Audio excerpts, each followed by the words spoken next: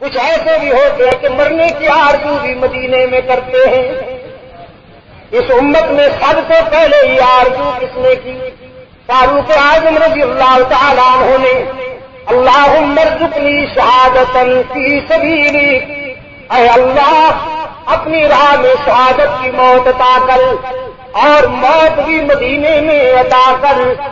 رب العالمین نے عمر کی دونوں دعائیں قبول کرتے ہوئے فرمایا عمر تیسری بات جو تو نے تو نہیں مانگی ہم اپنی طرف سے عطا کرتے ہیں. شہادت بھی دی، موت بھی مدینہ میں عطا کی اور سنایا بھی رحمت للعالمین کے قدموں میں کہ تیرے دشمن سینہ کوٹتے رہیں گے، تیرے دشمن کے سر میں قیامت تک خاک پڑتی رہے گی.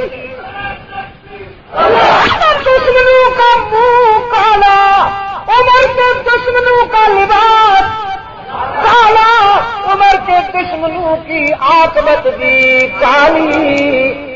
یہ روتے رہیں گے، پیٹتے رہیں گے اور عمر رحمت عالم کے قدموں میں بسیرا کرتا رہے گا. سب سے پہلی آرزو اس امت میں فاروق اعظم نے کی کہ مدینہ میں موت آئے. پھر کئی خوش نصیب ہیں